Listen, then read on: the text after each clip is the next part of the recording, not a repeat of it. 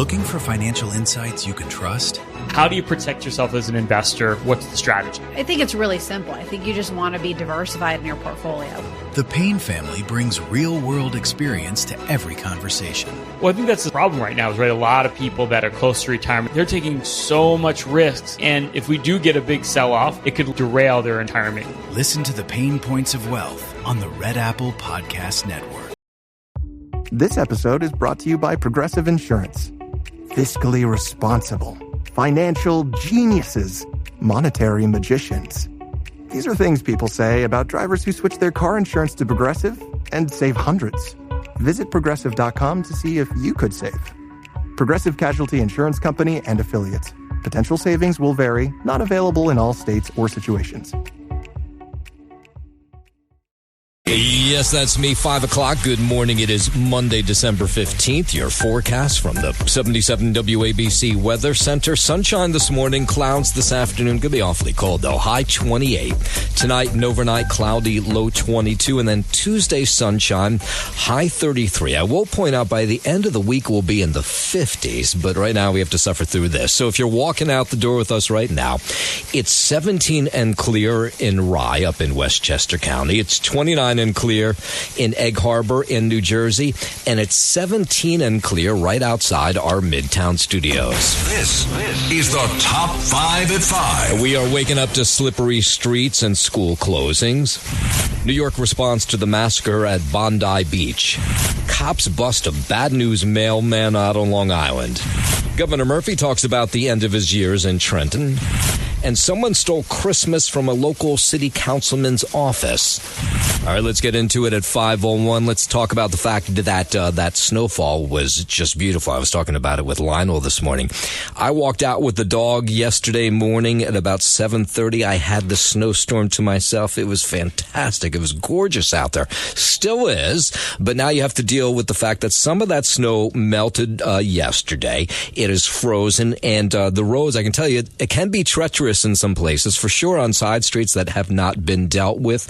But people talking about the fact, like me, that it was really nice out yesterday. I mean, cold, but beautiful. I didn't think we'd get this much. It's such a wonderful surprise. We have a nice Landic sheepdog, so this is his Super Bowl. Yeah, my dog, it was Super Bowl for her too. Boy, does she love it. The storm brought about 1 to 3 inches in our area. If you went a little further northwestern New Jersey, up Westchester County, higher in the Hudson Valley, 6 to 8 inches. But everybody got a little bit of something. I'll be out here all day. I've been out since 3 o'clock this morning. I anticipated being out here, and we had a relatively, large amount of snow, compared to what we've had recently. So I knew it would be some work. Yeah, that's a UPS driver who's up early delivering packages. Of course, it doesn't make it fun for him. He has to be real careful. For all the rest of us, yesterday, we just got to sit back and enjoy. Yeah, I could just build a snowman, like have a snowball fight with my sister. You can make snowmans, and you can go sledding. I love it. I'm glad that it's finally snowing. All right, so again, icy streets. Some of that stuff is refrozen overnight. There are some school delays this morning, so look out for those. And coming up at 5:07, Joe will give you an update on how the streets and roads are across the tri-state. 5:02. Just all kinds of awful stories, so I'm going to warn you about that ahead of time. Let's start what happened maybe after you had fallen asleep last night. Famed Hollywood director Rob Reiner and his wife Michelle were found dead in their Brentwood, California home yesterday. The Reiner family released a statement to Variety saying it is profound sorrow that we announce the tragic passing of Michelle and Rob Reiner. LAPD police say they are not looking for anyone, and what our reports is that their own son, that Rob Reiner's son, is the one who murdered Rob Reiner and Michelle in their Brentwood home. Now, the police weren't saying a whole lot about this last night, as they were holding this press conference. The cause of death will be released by the LA County coroner. All right, so they didn't do that. Multiple reports indicate the couple stabbed to death in their home by their son. Their bodies found Sunday afternoon by family members. There's been no reports from the neighbors regarding hearing anything or seeing anything that we can release to the public. And correspondent Robert Kovac, he was outside the Brentwood home, Reiner's Brentwood home yesterday. Kathy and Jonathan, and we're going to get that because the information as far as this investigation is concerned, as we learned from the LAPD tonight, is going to be slow in coming. But we are standing here on a block in Brentwood, a neighborhood just tucked away from Sunset Boulevard. It is closed off, police tape on both sides of the street as the death investigation continues. A homicide investigation continues, a double homicide that is reverberating not just in Hollywood, but just about everywhere. We are hearing statements from Mayor Bass, from Governor Newsom, as well as from former President Barack Obama and his wife, Michelle, all of them saying that they are heartbroken. Of course, Rob Reiner, one of his big starts was with All in the Family. He was fantastic on that. And, of course, the director of so many great movies. We'll talk more about his life and about these murders that seem to have been done by his son. They say, again, this person of interest detained, but what reports are is that it was his son who committed these murders. His son had very openly over the years talked about the fact that he had some drug issues and some homeless problems. But of course, as more information comes in on that, we'll pass that on to you.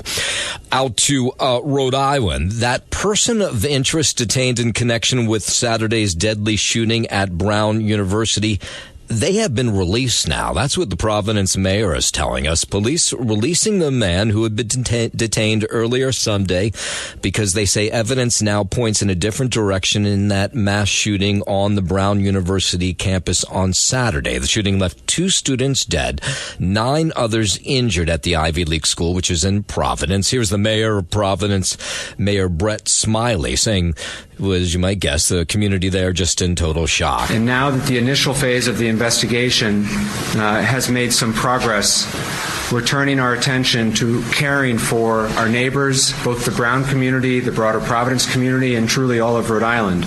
So officials telling us late last night that one person was discharged from the hospital. Don't know if they were hit by gunfire, they're just injured, but a number of people still remain in critical but stable condition. Last night, they held some sort of vigil in Providence to mourn those who had been killed and to pray for those who are still in the hospital. We know there's some information circulating, but we will not share any information that might compromise our investigation or future charges. So at this time, we have no official updates to share with respect to the investigation. Okay, so the surprise in this story is we thought we had the gunman in Providence in custody. But again, late yesterday, the Providence police and the mayor of Providence saying that the person of interest detained in the Brown University shooting on Saturday has been released and that they're looking at someone else. So of course, as more details come in on this story as well, we'll pass it on to you. WABC News Time 508. Let's go out to Australia, Bondi Beach, where that massacre took place at a Hanukkah celebration on the sand yesterday. 15 people killed. That death toll has risen a little bit over the last couple hours. 27 in the hospital after 2 gunmen, a father and a son, opened fire on a Hanukkah celebration on Bondi Beach yesterday. The father-son duo identified as a 50-year-old and his 24-year-old son. Now, the younger man was born in Australia, while his father, who was killed at the scene, immigrated to the country in 1998. There's a lot of eyewitnesses, lots of panic on this beach. The beach was full of people and everybody running away as these gunmen opened fire. Here was somebody who was at the scene yesterday. Very rattled and shaken up. We were actually at the North Bondi RSL, so about 50 meters from where it happened. We were sitting outside when we saw about, 500 people running from the beach. And at first we thought, we've never heard gunshots before, so we thought there were fireworks. And people were just running past us. So everyone started screaming, "Get down, get down, get down." So we were all on the ground, just completely rattled. Like, we had no idea what was going on for the first 10 minutes. And then the Bondi local community is so small, we started getting text messages from our friends who were actually even closer. Now, maybe you saw that video of one of the the gunman being tackled by someone in a T-shirt. This video has gone viral. You see this man walk up to a guy who's firing away. This individual has no weapons on them. They tackle the guy with the gun. They take the gun away from him. And the guy, the terrorist, starts running away. That guy we now identified as a man from Syria who was running a nearby fruit stand. I mean, talk about bravery to go up to somebody with a gun, have no weapon on you, tackle him, and then probably stop for others from being killed, no doubt. An amazing moment there amid all this bloodshed on this beach in Bondi Beach. Here's this more from some eyewitnesses. We had multiple people with gunshot wounds actually come up to the North Bondi RSL looking for doctors and nurses. And then the ambulance arrived shortly after. Yes, those killed between the ages of 10 and 87. One of the victims, a Holocaust survivor who died while shielding his wife from the bullets on the beach yesterday. 5:11. So New York City always goes on high alert when there are these kinds of attacks, like the one at Brown University, the one at Bondi Beach. The NYPD is deploying extra cops to universities in the city following Saturday's shooting at Brown University in Rhode Island that left 2 people dead and 9 injured. Officials add there is no known threat to local schools. The Daily News reports cops are also deploying extra security to public Hanukkah celebrations around the city after the terrorist attack on a Hanukkah celebration in Sydney, Australia. Local reports say that mass shooting killed 16. I'm Larry Kofsky, NBC News Radio. And after 5:30, we're going to hear from some of the people who showed up at a very public Hanukkah celebration in Midtown, and they talk about their fears and their worries about something like that happening here. 5:12, President Trump vowing to retaliate after American troops were caught in a deadly ambush in Syria over the week. We mourn the loss of 3 great patriots in Syria. You know how it happened. It was an ambush, terrible. We also have 3 wounded. They seem to be doing pretty well. The president called it an ISIS attack. He says, we will retaliate. U.S. Central Command confirming the deaths of 2 Army soldiers, their interpreter. This was on Saturday. CENTCOM says 3 other service members were injured as a result of the ambush. It was a lone gunman who was killed. It was an ISIS attack on us and Syria. And again, we mourn the loss and we pray for them and their parents and their loved ones. Very, very sad. The U.S. has about 1,500 troops that are stationed in the northeastern part of Syria as part of an effort to monitor the remnants of ISIS. And we're starting to hear the names of these individuals, and some of them are from Iowa. Iowa Governor Kim Reynolds talking to families and asking for prayers. I had the opportunity to reach out to the families of the 2 soldiers who were killed, and as you can imagine, they are devastated. I ask that all Iowans stand united in supporting them and lifting them up in prayer during this incredibly difficult time. Please pray also for the fast and full recovery of our wounded soldiers. And at this time, let's remember all of our Iowa National Guard service members, especially those who served side by side with the soldiers killed and wounded. Yeah, Major General Stephen Osborne, he spoke about getting the bodies of those killed back home to the U.S. First evacuation will be to the U.S. hospital in Landstuhl, Germany. Will they receive more treatment? Eventually, yes. They will be evacuated back to a military treatment facility or hospital back in the United States. And that Major General also giving us more details about exactly what took place on Saturday. On December 13th, 2 Iowa National Guard soldiers and 1 U.S. civilian were killed, and 3 additional Iowa National Guard soldiers were injured as a result of an ambush conducted by what we believe to be a lone ISIS gunman in Syria. The attacker was then engaged by U.S. and partner Syrian forces and was killed. Yeah. Now, if your head's spinning from all these massacres, these shootings, the death of Rob Reiner, is sort of amazing, all happening in just a matter of 72 hours or so. The president reflecting on the 3 deadly mass shootings over the weekend. He was at a holiday event last night. Brown University, 9 injured, and 2 are looking down on us right now from heaven. And likewise in Australia, as you know, that was a terrible attack. Yeah, President just calling it a rough day. In Syria, there will be a lot of damage done to the people that did it. They got the individual person, but there'll be big damage done.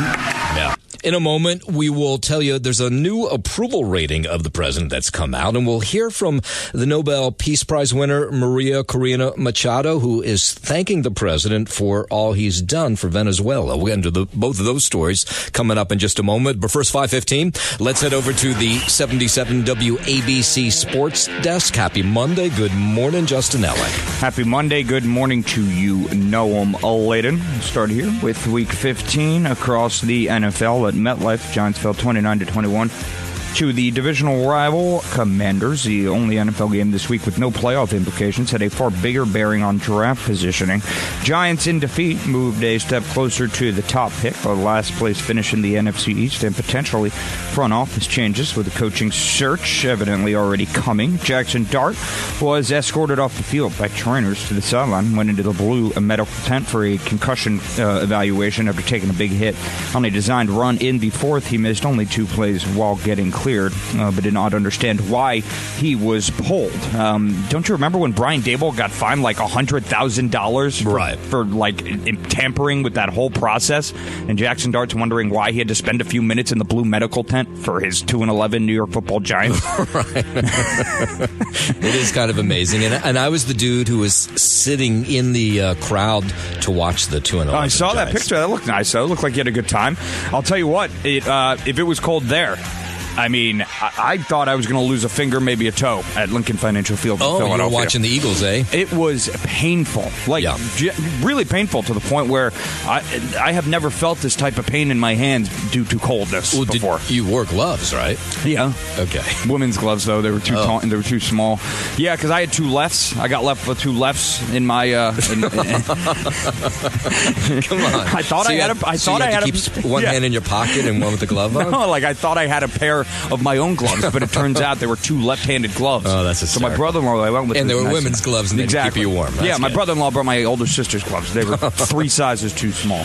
So it was. I mean, Eagles won 31-0, so that was a good silver lining. But the cold was Jesus. Yeah, not good. Not good. Not good. Right. Thank you, Mr. President. That's a good way of describing it. Giants get the Minnesota Vikings next Sunday in Jacksonville. The Jets got buried 48-20 by the Jaguars, falling to 3-11 on the year. They allowed their most points since 54-13 loss to New England in 2021 and prompted questions about Coach Aaron Glenn taking over the defensive play calling from coordinator Steve Wilks. Quarterback Brady Cook was the first undrafted rookie quarterback to start for the Jets since Bill Demery in 1973, and he did not play well. 22 of 33 for 176 yards and 3 interceptions. I didn't think he was terrible, though. Yeah, but you can't throw 3 picks in a professional football game. No. The one at the end of the game, that sealed the deal. They were actually they had a shot of winning this thing. Yeah, I mean, in no world is a quarterback throwing 3 interceptions in any football game and then afterwards somebody saying, well, he actually played okay. Not even I could do that last week with Jalen Hurts, all right?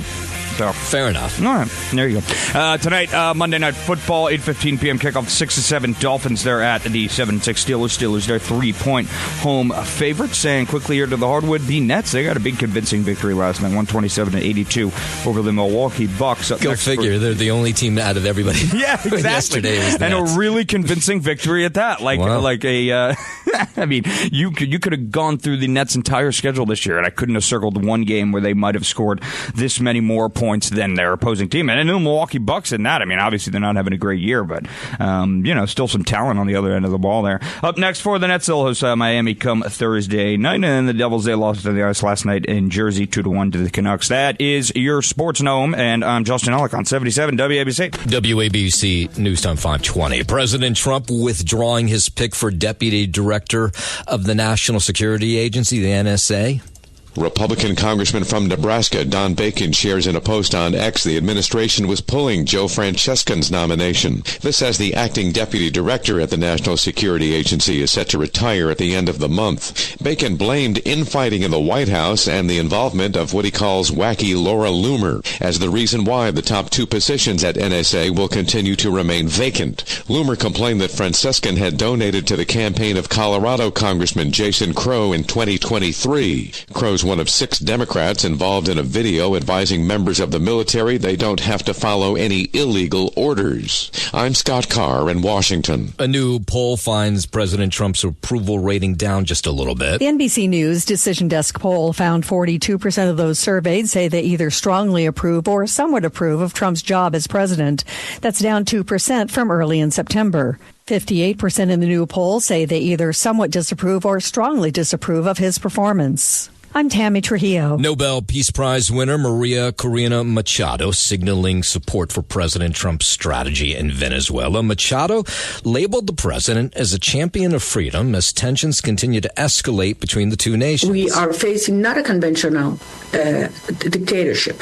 This is a very complex criminal structure that has turned Venezuela into a safe haven of international crime and terrorist activities. This was a big deal because Machado making her first public appearance in 11 months after her daughter had accepted the Nobel Peace Prize on her behalf last week. She says she's open to U.S. military action to oust President Nicolas Maduro. I think that he finally has put Venezuela in where it should be in terms of a priority for the United States national security. Machado's been in hiding since January after authorities briefly detained her following a protest in Caracas. 522, White House border czar Tom Homan, Border Protection Commissioner Rodney Scott holding a press conference in San Diego over the weekend. They say the U.S.-Mexico border is better off and better sealed than it ever has been over the last couple decades. Promises made, promises kept.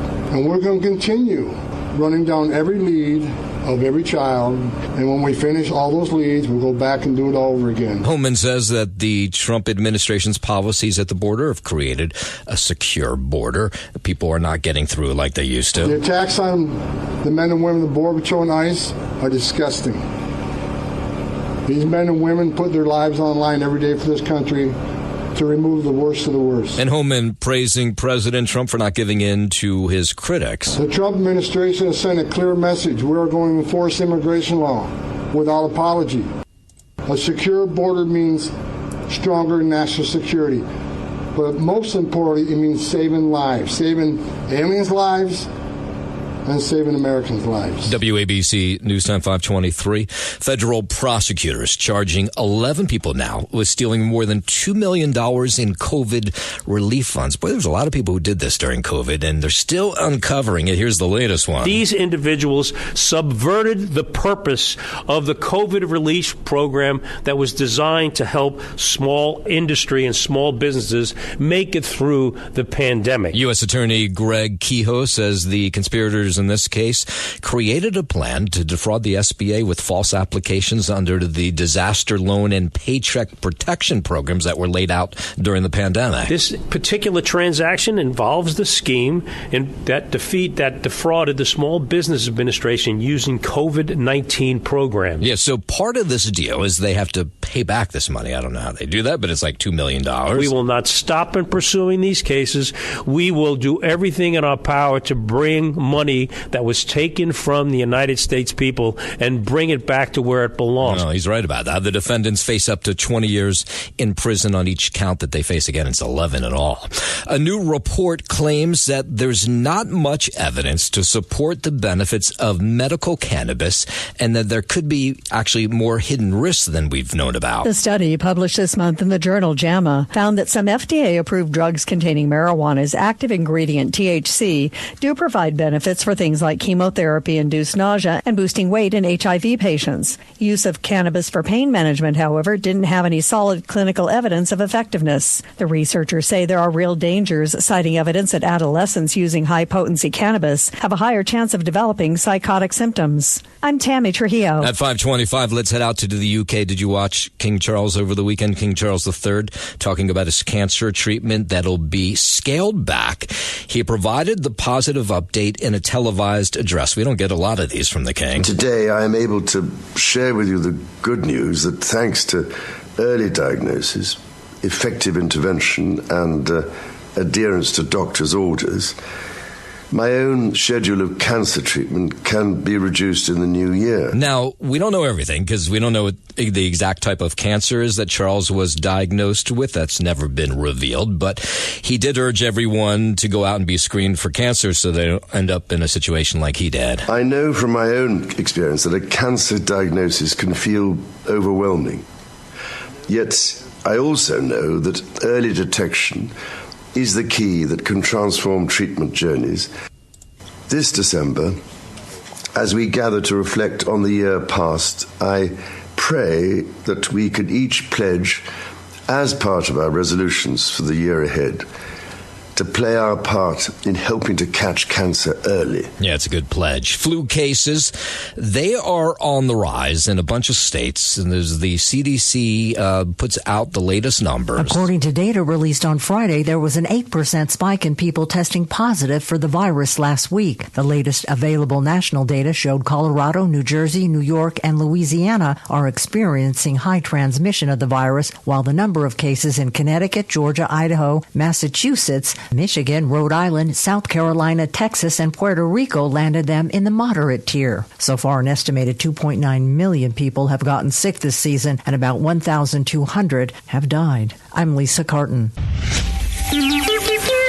It's the 77 WABC News Hour. Talking the news with Noam Laden. All the news you need to know with Joe Nolan, traffic, Justin Ellick, sports. And now, Talking the news with Noam on 77 WABC. Yes, that's me. Good morning. It is Monday, December 15th. Your forecast from the 77 WABC Weather Center. Sunshine this morning, clouds this afternoon, high 28. Tonight and overnight, cloudy, low 22. And then Tuesday, mostly sunny, high 33. Now, when we get to the end of the week, we'll be in the 50s, so eventually all this snow will melt. If you are walking out the door with us right now, it is 17 and clear in Rye up in Westchester County.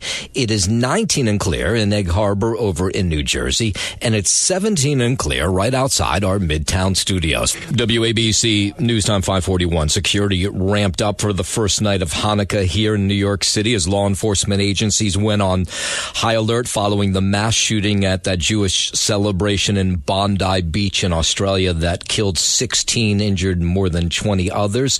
New York City, even out in Suffolk County, Nassau County, the police department's hyping up extra police officers, beeping up patrols. There was that big Hanukkah celebration that takes place here in Midtown Manhattan where they light the world's largest menorah. So last night was the first night, and they lit that menorah. Here was Mayor Adams talking about how he was going to protect the Jewish community in the aftermath of that mass shooting in Australia. Among the murdered victims of the attack were a rabbi who had ties to Crown Heights, as well as a Holocaust survivor, killed for being Jewish. Anti-Semitism has no place in our city, in our society, and in our world. And that was the mayor at a Sunday press conference. Police Commissioner Jessica Tisch said her cops will protect the Jewish community during the 8 days of Hanukkah. Faith, resilience, and continuity. That is what the Jewish community in New York City does every year, and this year will be no different. Now back to that large menorah in Midtown Manhattan that was lit for the first night last night. Our hearts are with the Jewish community of Sydney, Australia. That was one of the rabbis who was there to light the menorah. Many Jews said they felt compelled to show up at this outdoor ceremony, and others across the tri-state to show that they're not afraid. It's warmed the heart to see so many people that came by, not afraid, no nothing, to show that we're still here. We light the candles and we celebrate. Others say they came out to mourn those lost in Australia. Bondi, that's the largest Jewish community in Australia, and it was a place where refugees settled after World War II because it was as far as possible from all of that stuff. Again, 16 killed, more than 20 injured in that shooting yesterday. 5:43, 6 teenagers shot and wounded after a Sweet 16 party that began Saturday night, went into early Sunday morning. The gunfire erupted. This is about 1 a.m. In Cypress Hills. Police say 2 15-year-old females, a 15-year-old male, 2 16-year-olds, and a 17-year-old, all taken to the hospital in stable condition. Here's Police Commissioner Jessica Nebraska did. 6 teenagers between the ages of 15 and 17 were tragically struck by gunfire. At this time, none of the injuries are believed to be life-threatening. Surveillance video shows 2 men on Ashford Street who seem to carefully walk towards Atlantic Avenue, then quickly pull out their weapons before firing several rounds. It's unclear exactly who their target was. The exact motive is currently unknown, but appears to be gang-related. And police telling us that some of the teenagers who were dressed for the party, frozen in fear, but managed to run about a block away to a nearby restaurant where strangers attended to their wounds and kept them safe until police and EMT arrived. Again, they think this is gang-related. 544, median rent in Manhattan rose at the fastest rate in 3 years. Miller Samuel Appraiser says the median one-bedroom apartment rent in Manhattan has risen to almost $4,800 a month. In Brooklyn, the median one-bedroom rent is $3,650 a month, a little more than $1,000 a month less than in Manhattan. In Northwest Queens, the median one-bedroom is $3,500 a month, slightly less than in Brooklyn. Joe Connolly, 77 WABC News. In a moment, we'll tell you about a bad news mailwoman who was stealing checks and cards from the mail that were supposed to go to kids for Christmas. We'll get into that story in just a moment. But first, 545, let's head over to the 77 WABC Sports Desk, and here's Justin Ellick. Thank you, Noam Ledden. Start with Week 15 across the NFL. Giants fell 29-21 at MetLife to the division rival Commanders. The only NFL game this week with no playoff implications had a far bigger bearing on draft positioning. The Giants, in defeat, moved a step closer to the top pick, the last place finish in the NFC East, and potentially front office changes with a coaching search already evidently coming. Jackson Dart was escorted off the field by trainers to the sideline and went into the blue medical tent for a concussion evaluation after taking a big hit on a designed run in the fourth. He missed only 2 plays while getting cleared and didn't understand why he was pulled, though. Obviously plays in that very sort of risky way that a running quarterback does. Jackson Dart wanted to stay in that ball game, but they have to teach him to slide, I think. They got to teach him to slide. I mean, all quarterbacks that are dual threats, quote unquote, sort of have to develop that into their game. You know, again, I go back to my quarterback in Philadelphia, Jalen Hurts, who had to learn that as well early on in his career. He was taking big hits on the sideline, wasn't sliding, a big rushing quarterback, obviously. And then at a certain point, you grow up. I think Jackson Dart, you know, in a season or two, I don't even think it should take that long. I think even next year, you should see him early on in the season trying to implement that slide. Obviously, if you're a Giants fan, you want to see him on the field as much as possible. I can't remember who it was. It was maybe Phil Simms or Eli Manning. They actually went and trained with the Yankees to learn how to slide. Really? Yeah. I can't remember which quarterback it was, but it was one of the Giant quarterbacks. It's not that hard. No, well, I guess there's a good way to do it where you don't get hurt. So everybody played baseball growing up. You learn how to slide when you're like 7 years old. One of these guys didn't know how to do it. What do you want me to say? Yeah, I guess you spend time going to train with professional baseball players. All right. Anyway, out in Jacksonville, do you think I made up the story? No, not at all. Not at all. I actually because it's always a possibility. I really believe you. But I just don't understand how necessary that is. It's pretty easy to learn how to slide. You can learn how to slide from, like, you know, your middle kid, your son. Jacksonville Jets got buried 48-20 by the Jags, falling to 3-11 on the year. Up next for them, they'll play at New Orleans next Sunday. And a flurry of torn ACLs yesterday across the league. How about this? Chiefs Patrick Mahomes suffers torn ACL in loss to the Chargers in his left knee in the closing minutes of yesterday's 16-13 loss to LA, a result that ended Kansas City's playoff hopes. Obviously, you saw all those videos of Travis Kelce moping on his way to the locker room, and obviously you don't want to see anybody go down with an injury like that, especially Patrick Mahomes. Is not good for the league, but I'd be lying if I said I wasn't a little bit pleased to see the Kansas City Chiefs miss the playoffs. No? Yeah, you know, enough already. Yeah. I mean, they weren't going to make it probably anyway. But. No, exactly, but now officially eliminated. And tonight, Monday Night Football. Mommy. me. Yeah, go exactly. By the way, go home tomorrow. Or Taylor Swift. For it was a Jet that learned. I knew there was a Jet or a Giant. It was Mark Sanchez who trained with the Yankees. Was that before? Was that before or after the butt fumble? Yeah, right. I don't know. That part I don't know. He could have slid to avoid that big booty. Or before he had a fun night out. Yeah, exactly. Exactly. On the hardwood quickly here. The Nets. These are stupid people. Yeah, they are. Yeah. They are. Yeah, the Nets, they beat up on the Milwaukee Bucks 127-82. Up next for them, they'll host Miami come Thursday. And on the ice, the Devils, they lost to the Canucks 2-1. Rangers back out there tonight, 7 p.m. puck drop. They will welcome in the Ducks. That is your Sports Now, man. I'm Justin Ellick on 77 WABC. Thank you very much, Justin. Traffic, transit now. Here's Joe Nolan. Well, good morning again. Hey, Joe. Yes. I watched you. You did a SantaCon down at the Jersey Shore. Yes, we did. It was a lot of fun. I don't know if I was supposed to talk about that or not. Oh yeah, no, it's fine. Okay, we did. It was a lot of fun. Seaside Heights one. It was great. And you were Seaside Heights. What I was amazed was you sent us a picture of you dressed as Santa. You look great, and that was about 11 in the morning. And then at 5 o'clock, you sent us another picture, and you said, "Still going strong." And I was like, "Boy, this dude is good, man. It's impressive." I say you too. I don't remember sending you the single. Yeah. I mean, it was pretty cool. It was a lot of fun. It was a lot more fun than I thought it was. I went kicking and screaming. Believe me. You did? Oh, okay. Yeah. I was not happy, but once I got there and was surrounded by a bunch of other idiots dressed like Santa, it was fine. So you look good. WABC News Time 550. Governor Murphy talking with Eyewitness News about his tenure, which is coming to an end after 8 years. Your term limited out in New Jersey after 8 years, and he is the first Democrat in New Jersey to win a second term in 44 years. I didn't realize that was true, but here he was talking to Eyewitness News over the weekend. Bittersweet for sure. We're racing like heck. We'll sprint through the tape on January 20th. We have a lot of balls in the air.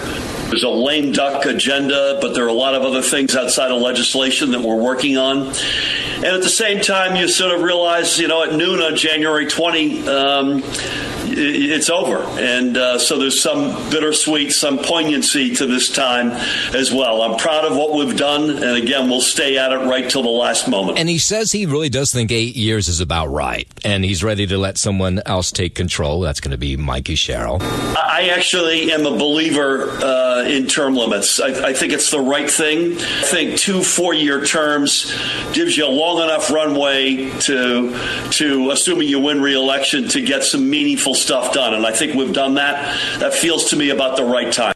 WABC News Time 550. Let's go out to Long Island. A Riverhead, Long Island man accused of following a 13-year-old girl after school and exposing himself to her. Police say 50-year-old Martin Cruz Velasquez followed the teen in an SUV on Osborne Avenue near Pulaski Street. He allegedly got out of the car, approached her. That girl then told a police officer who was nearby. Neighbors surprised to hear that there's some sicko walking around the neighborhood. I've always felt just right at home, anytime I've ever come through here. But I wouldn't think, it would be any kind of unsafe place, but things happen all the time. Riverhead School District sent an email out to parents praising the students' responsible actions and promising that safety is their top priority. I just think certain areas over here by the school should not, they should have police patrolling or something like that. Yeah, Riverhead Police urging anybody else who may have had a similar experience with this individual to give them a call. While we're out on Long Island at a time when we're sending holiday tidings through the mail, a clerk at a Long Island post office is accused of being a Grinch and stealing those greeting cards and gifts. Suffolk County DA Ray Tierney says Giovanni Jameson Lewis was caught red-handed on surveillance video taking 2 envelopes out of the outgoing mail at the Oakdale post office where she works. One was a TJ Maxx card where I guess they were able to follow her to TJ Maxx where she spent that.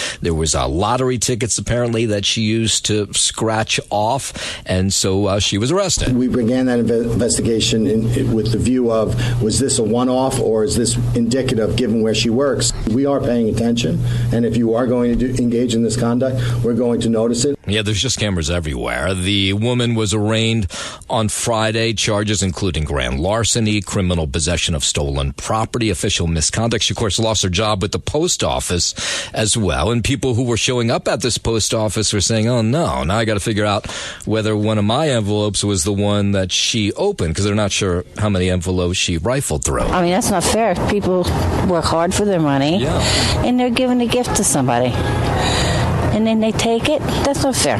I think that's absolutely ridiculous, and the fact that someone who works at the post office would do that is just so disgusting. I mean, I know times are hard, but that just crosses the line. Yeah, exactly. Jamison Lewis was she actually resigned her job after the arrest. She was released after being charged, due back in court come January. When we're talking about people stealing toys, there's another version of this. Assemblyman William Colton's Brooklyn office, he does one of these boxes where they have Toys for Tots, a bin where you can drop off a toy in the front lobby. Well, somebody grabbed those toys out of his Gravesend neighborhood office, and he says, come on, I'm trying to do a good thing, and now someone's ruining it. Unfortunately, values in this current society are not what they used to be. Nope.